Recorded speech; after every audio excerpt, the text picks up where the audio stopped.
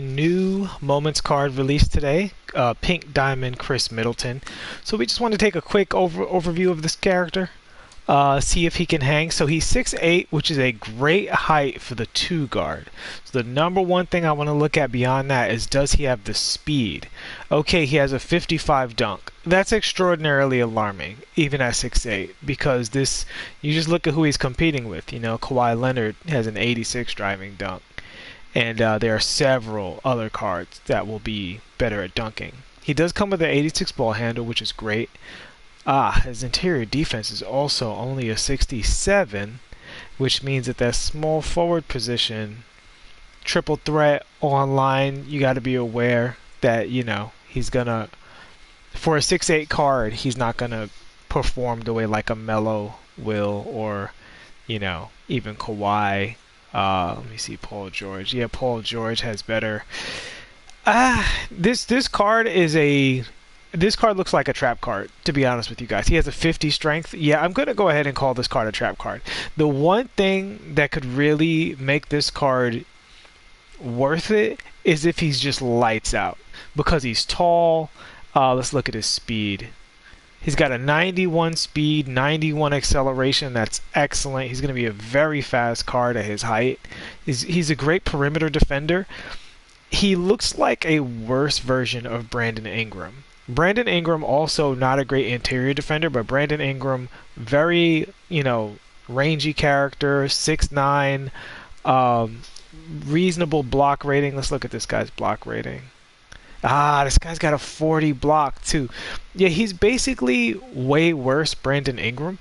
I value Brandon Ingram. I regard that card very highly. It really pained me to sell that card to get Melo and complete the Lin challenges.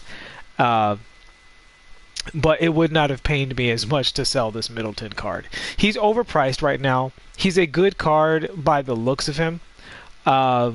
The biggest factor in this card above everything else will be, is he just lights out? Because he has to make up for the lack of dunking, and he can't really make up for the lack of interior defense. That's just a net negative compared to everybody that he'd be measured up against.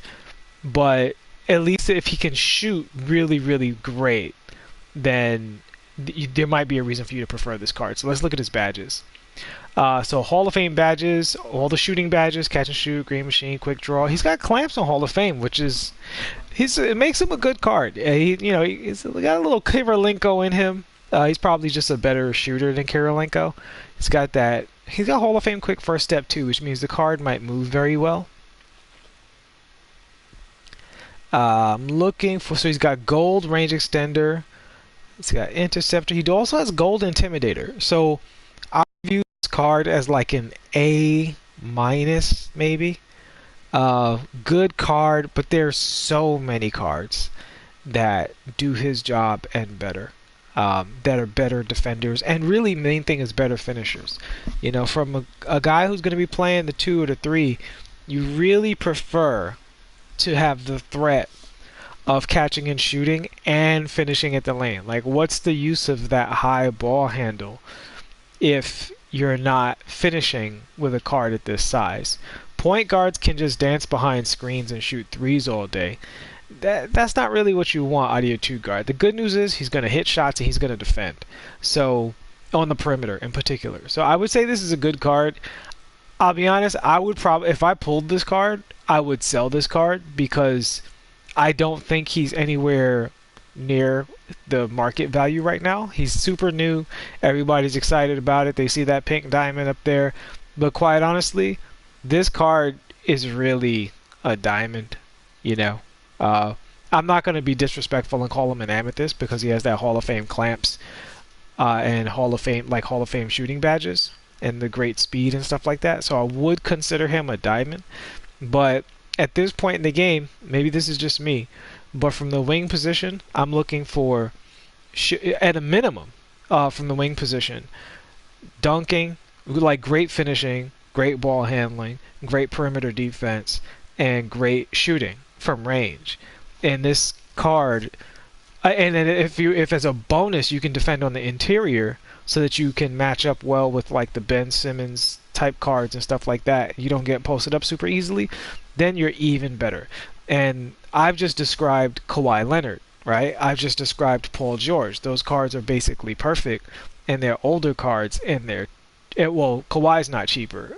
He's part of a set, but right now, Paul George is cheaper. So I would definitely suggest, and Paul George is also taller.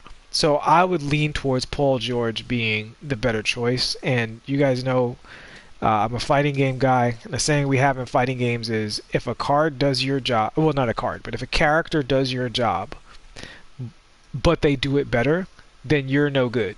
You know?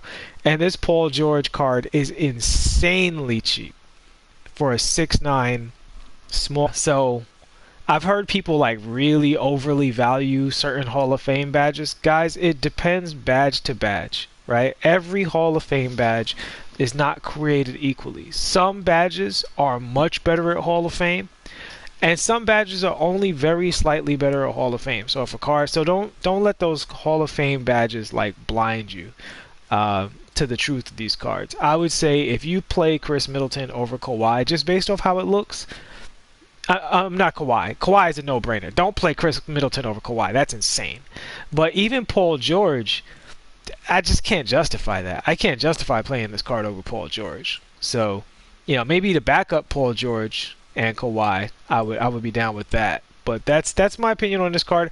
I don't think it's a bad card by any stretch. I think he will do 2 out of the 3 jobs you require, which is defend the perimeter and hit open shots. He will do 2 of those things really well.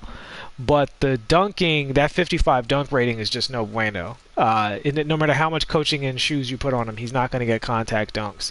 And I still, you know, this isn't a deep dive, so until I get my hands on the card, can't say for sure 110%, but I highly doubt he'll have the dunk packages necessary to justify playing him next to those other cards. All right. It's funny. I just opened up the chat and JB1 says he has Hall of Fame clamps and range extender. Actually, Khris has gold range extender, doesn't he? Let me look. I just turned on the chat and looked at it. But listen, man, the difference between Hall of Fame clamps and gold clamps is not that big. It really isn't. Like, I have characters with both. I've played characters with both. It really isn't. Like, it's not worth dunking. You know what I'm saying? Like, you're talking about giving up the ability to dunk versus Hall of Fame and gold clamps. That is, trust me, that is not a fair exchange at all. If you have, in fact, I would say you'd rather have silver clamps and the ability to dunk rather than have Hall of Fame clamps and no ability to dunk. That's just a no-brainer. Now, let me double check. He doesn't have Hall of Fame range extender. He has gold range extender. And that also makes a difference. And again, gold range extender or Hall of Fame range extender aren't the biggest deal in the world. It really depends on the card and how the card shoots. I would say, for instance, you take Kyle Lowry and Jason Terry, they shoot very close to the same. Like, very, very, very close. And they both have excellent jumpers. Like, you can hardly tell the difference. Jason Terry is literally just like a half step further that he can shoot from Kyle Lowry. For me, that's not worth any of the other things you look for in a card, be it like playmaking badges or speed or interior defense or finishing or animations. Those things are so much more important than that shiny Hall of Fame badge versus the gold badge. There's certain badges where it's a factor, like Intimidator's really stupid on Hall of Fame, so that badge, it matters, but like downhill, completely irrelevant whether that's gold or Hall of Fame. Quick first step is a bigger difference. You know, you can feel the difference with that quick first step Hall of Fame. But this isn't a badge video. This is a video on a quick draw. Can actually be a negative on Hall of Fame if the card shot is too fast for you. But yeah, this isn't a badge video. This is a Khris Middleton video. He's all right. He should be, I would say 40K. I would say don't spend more than 40K on this card, particularly because Paul George, he's roughly in that 50K range, and that's a much better buy, in my opinion. All right, I hope this helped you guys out.